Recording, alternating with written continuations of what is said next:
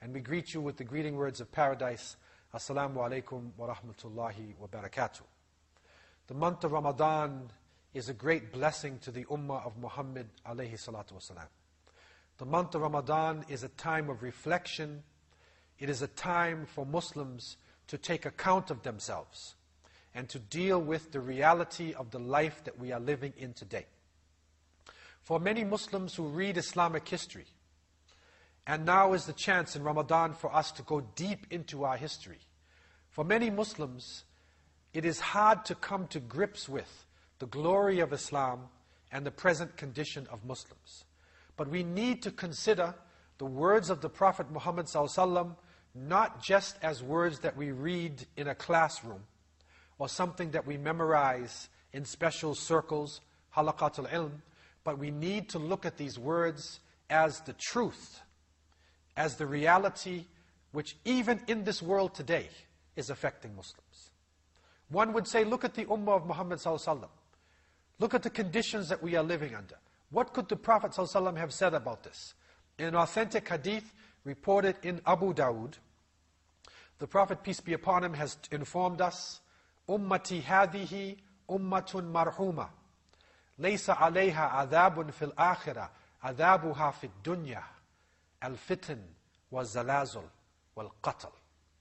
The Prophet, peace be upon him, has told us, this, my nation, is a nation that has mercy on it. Its punishment is not in the next life, but the punishment is in the dunya. It's in this world. Fitan, zalazul, qatl.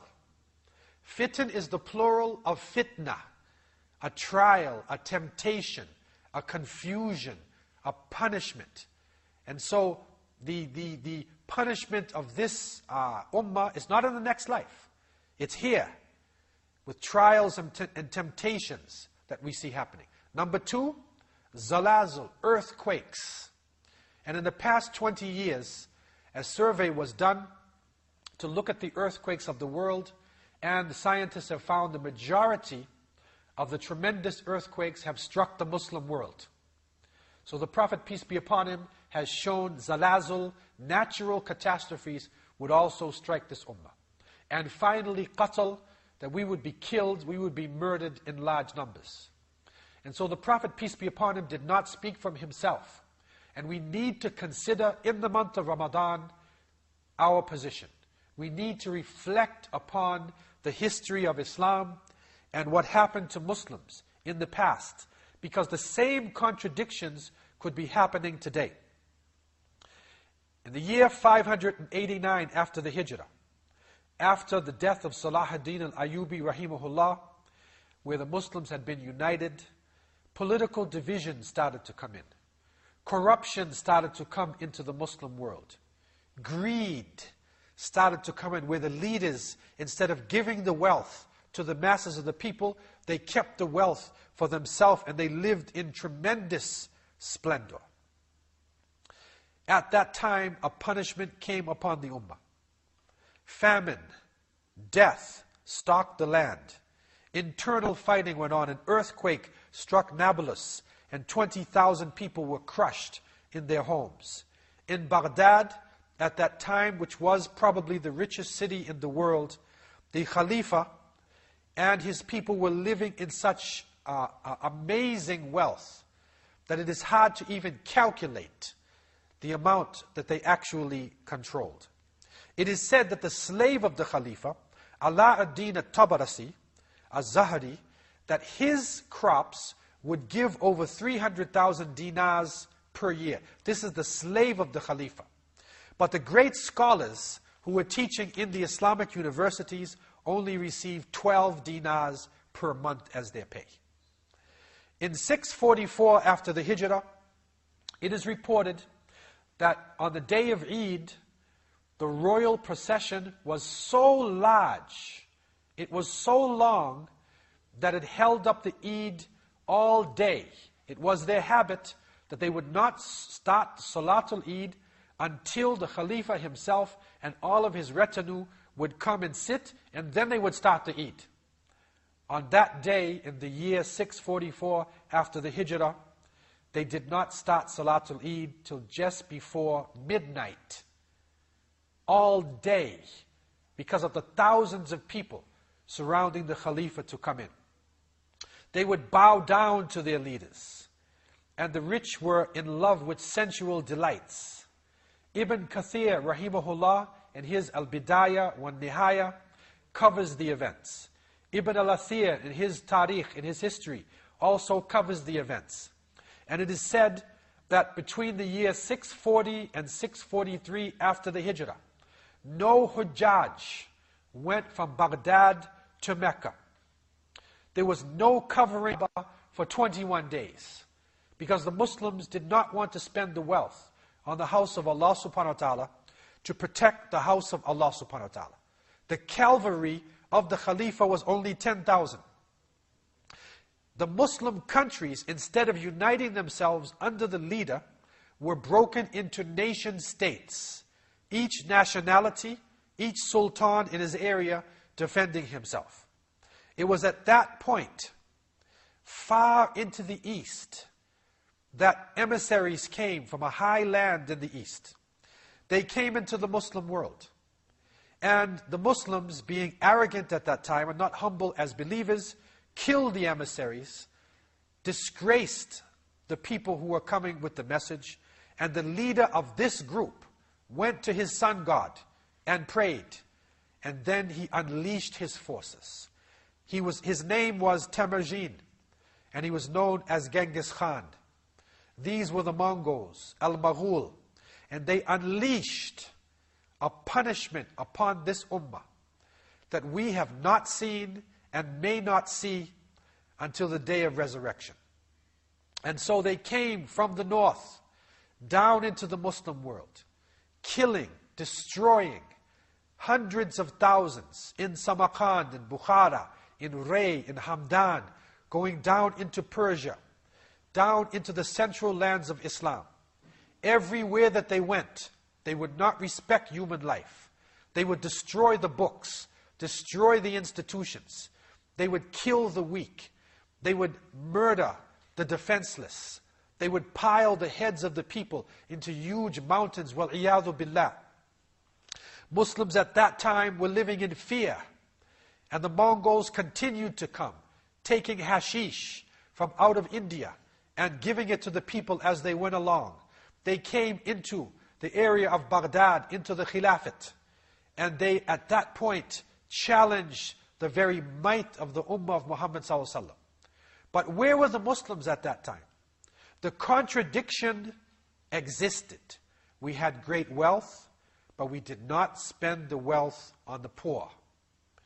We had the ability to develop strong armies, but we did not defend the weak. We did not develop ourselves in the way of the Prophet Muhammad, peace and blessings be upon him. Our leadership, our Khalifa was only a shadow of a man. He was only a shadow of the leadership that came from the Khulafa al-Rashideen and from all those great leaders of Islam who had led after the time of the Prophet Muhammad sallallahu alaihi wasallam. And so the contradiction was there. At the time of the contradiction, the punishment came into the ummah. And it reached the point, wal-iyadhu billah, that the Mongols came into Baghdad and they destroyed much of the city and they killed hundreds and thousands of people and even the leader of the Muslim world, wal-iyadhu billah. The Tigris and the Euphrates, it said, ran red with the blood of believers. After that, they destroyed the great books of Islam, took the books from the major libraries of Islam and threw them into the Tigris and Euphrates, and the Tigris and Euphrates turned black with the ink of the scholars. And so, at that time, the hadith of the Prophet, peace and blessings be upon him, was coming to pass. It was a time of contradiction. And the Prophet, peace be upon him, had said, Ummati hadhihi ummatun marhuma. Laysa alayha adabun fil akhirah, adabuha fil dunya. Al-fitan wa zalazal wal qatl. This my nation is a nation with mercy on it. Its punishment is not in the next life, but the punishment is in this world. trials and temptations, earthquakes, and being killed in large numbers. And so it came to pass that the believers would face a terrible trial, a terrible fitna.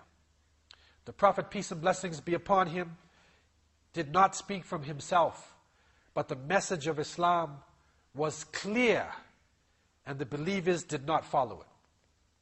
So the trial and temptation that came in the time of the Mongols, in the time of Al-Maghul, was a fitna for the whole of the Muslim world. The dead coming out of this terrible genocide actually affected the other countries. And the Mongols continued on. Their trial and their temptation was, in a sense, a form of purification. And Genghis Khan and his sons, Hulagu Khan, and the other of those Mongols considered themselves in a strange way to be the punishment of God on this earth. And so we need to consider this in the month of Ramadan. We need to consider the wealth that Allah subhanahu wa ta'ala has given to this nation. We need to consider how we are spending this wealth, especially in the month of Ramadan. We need to consider how we are spending our time in the month of Ramadan. Are there poor people in this ummah? Do we have in the desert regions of Africa Muslims who are starving to death? Do we have in Southeast Asia Muslims who are suffering of disease? Do we have in European countries Muslims who are in need of protection? It is important for Muslims to come together and to understand the benefits that Allah has given to this ummah, and to recognize our responsibility as a nation of peace, as a nation of justice, and a nation that defends the poor within it. And so, the contradictions again are upon us, but there is a way out. Shahr Ramadan, the month of Ramadan, is a time of remembrance, it is a time of mercy, it is a time of reconstruction, that we can look within ourselves and start again. May Allah give us the strength to follow His path, to renew our belief, to renew our vigor, to practice Islam. I leave you with this thought. أقول قولي هذا وأستغفر الله لي ولكم والسلام عليكم ورحمة الله وبركاته.